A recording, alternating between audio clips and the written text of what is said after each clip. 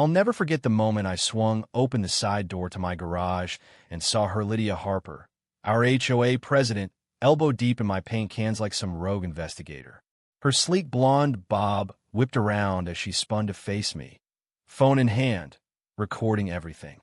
"This is a crime scene," she screeched, her voice dripping with righteous fury. "Paint smells are illegal in Meadowbrook." My jaw hit the floor.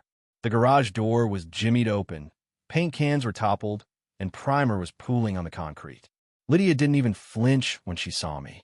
Instead, she shoved her phone closer, still recording. "Your VY Section 12, Paragraph 9 of the bylaws in VY environmental hazards, toxic fumes," she ranted. I grabbed my phone and started recording too. This wasn't just another HOA power trip. This was breaking and entering. "Lydia, you broke into my garage," I said, my voice steady despite my pounding heart. "You need to leave. Now." She jabbed a finger in my half-finished oak dresser.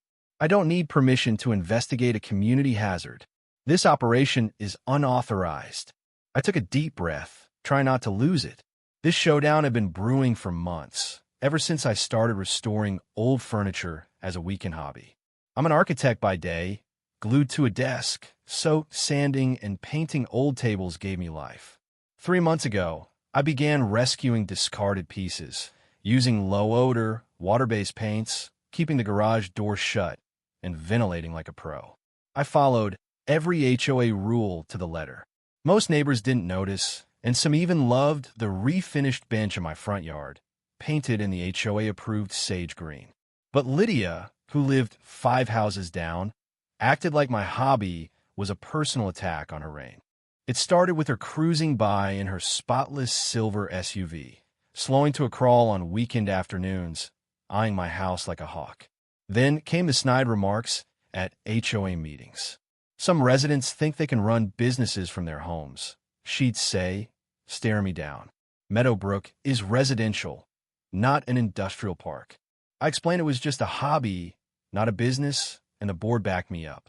I thought that had shut her down, but Lydia was relentless. A week later, I got a formal letter claiming multiple complaints about noxious chemical odors from my property. I asked around, nobody had smelled a thing.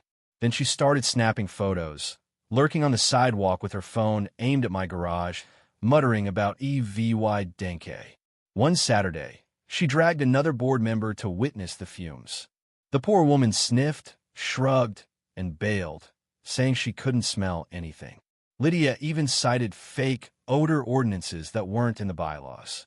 I checked every page and talked to Tom, a retired lawyer next door. "She's making it up," he said. "Last year, she went after the Millers for excessive barbecue smells.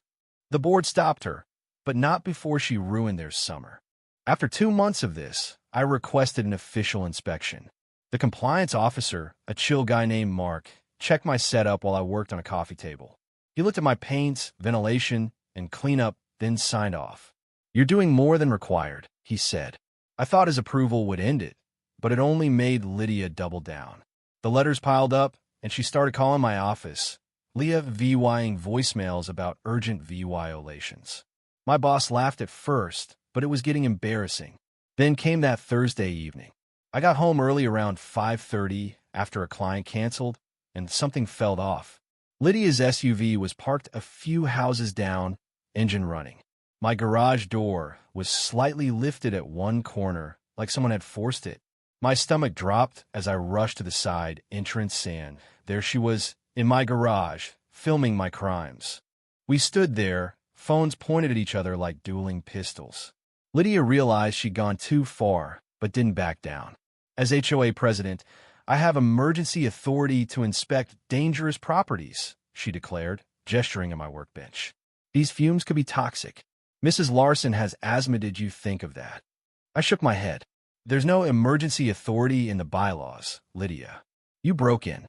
I'm calling the cops." Her face paled at cops, but she snapped back. "Go ahead. They'll see I'm protecting property values." I stepped outside to dial 911, keeping an eye on her. Neighbors started poking their heads out, drawn by the commotion. "911, what's your emergency?" the dispatcher asked. "I came home to find my HOA president in my garage," I said. She forced open the door and won't leave. While waiting for the police, I talked to my neighbor Sarah, who looked uneasy. I saw her messing with your garage door 20 minutes ago, she admitted. I thought you'd asked her to check something. Should I have called you? I reassured her it wasn't her fault and asked if she'd tell the police. She nodded. Mike across the street saw Lydia park and approach with a garden trowel. Yep, a trowel. My doorbell camera confirmed it, catching her prying open the door like a low-budget burglar. Then the neighbors started talking. Old Mrs. Thompson said Lydia climbed her fence to measure her garden gnomes, claiming they were 2 inches too tall. Dave, 2 doors down, said she used a ladder to peek over his fence and check his pool chemicals. Sarah added that Lydia tried to barge into her sunroom during a dinner party to inspect her curtain shade of beige. A pattern emerged, and people were fed up. When the police arrived, the street looked like a block party. I showed the officers the doorbell footage and explained. They talked to Sarah and Mike, then approached Lydia, who was still in my garage, texting furiously.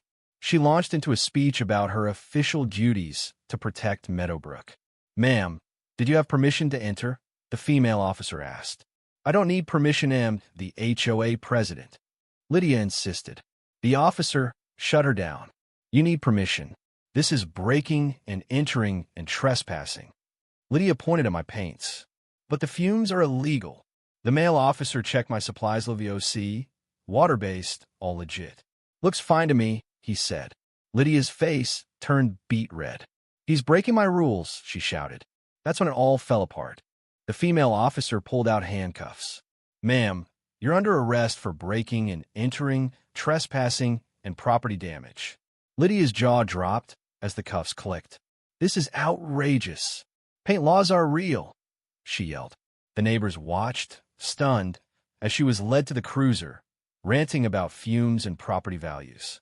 2 days later, the HOA board sent a letter suspending Lydia as president and scheduling a vote to boot her. The interim president, a kind woman named Ellen, apologized and promised to fix my garage door. Lydia faced felony charges. Breaking and entering with a tool isn't a misdemeanor. Her plea deal got her 12 months of probation, a DULA $3,000 fine, community care VYC, a restraining order, and a bill for my spilled paint and damaged door. In court, her composure shattered. "I was right," she sobbed. "The paint smells are illegal. I'm the president." Her lawyer dragged her out as she wailed about community standards. The neighborhood felt lighter after that. Lydia's reign of terror was over, and people started talking openly about her antics. My garage was back to being my sanctuary, and I finished that oak dresser, which now sits proudly in my Lee VYing room. But the whole ordeal left me wondering, how far would you go to enforce a rule you believe in? Was Lydia a VY lane or just misguided? Should HOAs have less power, or do we need them to keep things CI VYL? And honestly, have you ever dealt with a neighbor like this? Drop your thoughts below, hit that like button if this story got your blood pumping, and subscribe for more wild tales.